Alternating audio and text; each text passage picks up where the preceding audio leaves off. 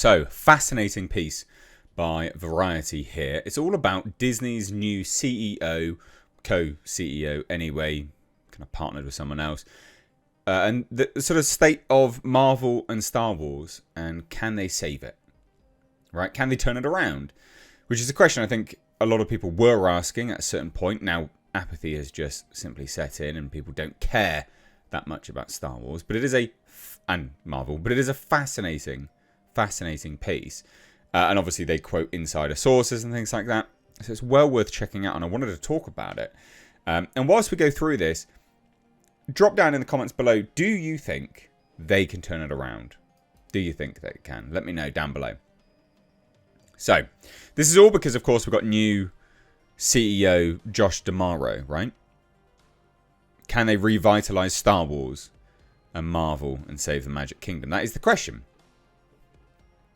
And it's well worth it.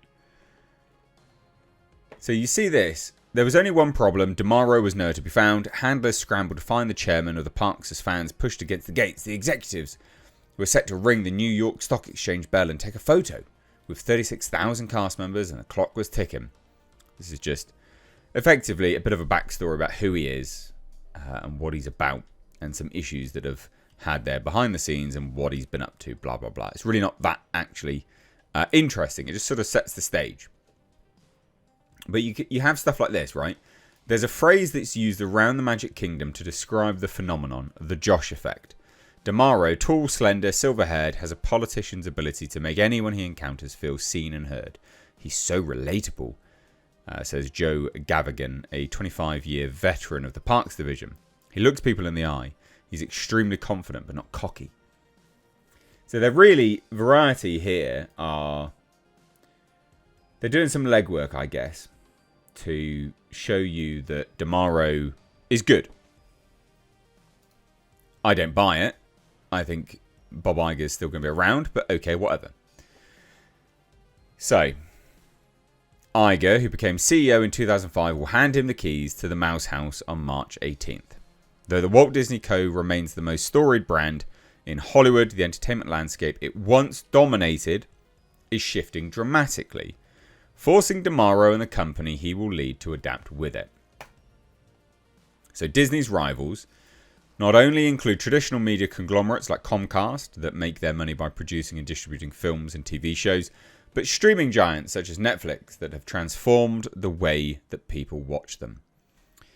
That's to say nothing of tech players like Apple and Amazon. They have muscled their way into the business by launching their own streaming services.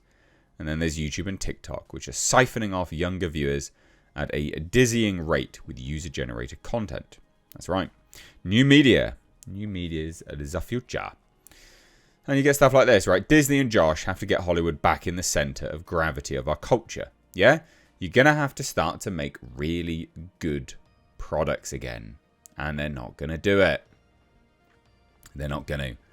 But viral videos may not have the same tsunamic impact as artificial intelligence, which Disney is still trying to navigate, engaging in legal battles over copyright with some startups in the space while investing $1 billion in OpenAI. Animation is synonymous with Disney's brand, and AI is reducing the cost of producing these movies. You can start to see where the future is probably going to go with Hollywood. To me, it looks like they're going to use AI to replace CGI, basically, right? Just that's the future, I reckon. And I think that's probably going to be the future of Avatar movies because they cost so much because of that AI. Because of their CGI, sorry. But if they can replace it with AI, then they become like, well, nothing really. It's going to be cheap as hell. So, however, it's also flattening the playing field, allowing users to create animated work without the backing of a major studio. It will take a deft hand to navigate AI, an inevitable force and yet a major point of sensitivity in the creative community. Iger has described D'Amaro as someone who views technology as an opportunity rather than a threat. You're seeing it supercharge these creatives in amazing ways. D'Amaro, who declined to be interviewed for this story, that's really important, told ABC News, if you were to walk over to their studios today and see them using AI, harnessing 70 years of history, this is when the Walt Disney Company thrives, when technology intersects with brilliant people and creativity. Disney's long maintained that its library of animated characters from Cinderella to Stitch as well as the brands that Iger snapped up during its tenure as CEO, such as Marvel and Star Wars, enabled the company to overpower the competition. That may be true, however, they can't alter the fact that the shift to streaming is leading to the collapse of the cable business, depriving Disney of a major source of its profits. They started to talk about cable, which obviously, you can see there, you're not an idiot. Don't need my narration on that. But that's not too important. You can start to see as we scroll through this, they're talking about the money that's going down, parks, cruise ships, hotels, etc. That's, it's a fair amount. It's quite a lot. But what's the real thing? And this is where we get to, because they're basically saying, well, how can you manage the entire business? We're not massively interested in that. What we're really interested in, okay, is how they're going to handle the properties. How they're going to handle the properties, right? And you can see that as they start to talk about this here. And this is all to do with Star Wars, right? Overall, and Marvel, the company needs to develop new franchises to maintain the flywheel effect that feeds into streaming and the theme parks. Marvel is definitely in a rut, Doug Kreutz, an analyst with TD Cowen, says. They haven't had a Star Wars movie in more than 6 years, he says, while noting that The Mandalorian and Grogu is slated for a May release. Internally, this is sources at Disney, there are concerns that an unconventional 36-second Super Bowl spot for The Mandalorian and Grogu that featured the title characters riding a wagon pulled by Tauntauns failed to generate the kind of excitement the marketing team was hoping to spark.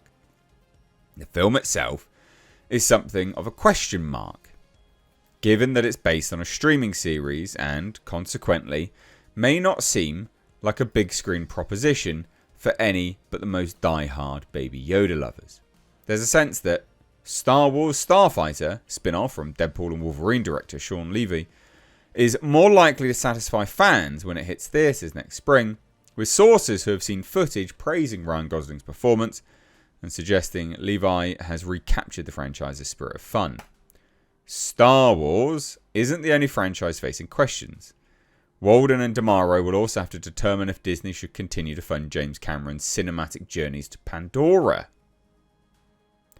which I did a video on. I said I think that the future is not looking good. I didn't even know this existed. It was pre this article.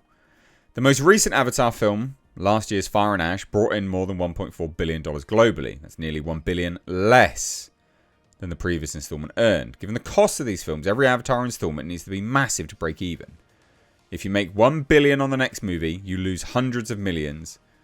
You still lose hundreds of millions, notes one insider. That's fucking mad. Then there's Marvel, a crown jewel of the Disney empire. When Disney Plus launched, the division was tasked with producing streaming shows that tied in with the Avengers movies. Some, such as WandaVision, were water cooler hits. Others, like She-Hulk, struggled. The result was oversaturation, leading to audience fatigue. Recent Marvel films, Thunderbolts and Captain America Brave New World, fell far short at the box office. Some pundits argue the future of the superhero franchise may ride on the hotly anticipated Avengers Doomsday, although sources inside the company's film division believe the health of the MCU does not hinge on an individual title.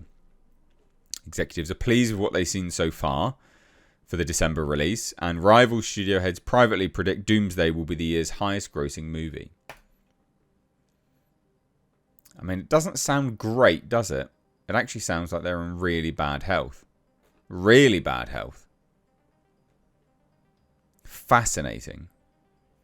Genuinely fascinating. So I don't think they can turn it around. I don't think so anyway. You can just sort of see how they're going through all of this. I don't think that they will be able to. Genuinely fascinating stuff. So there you go.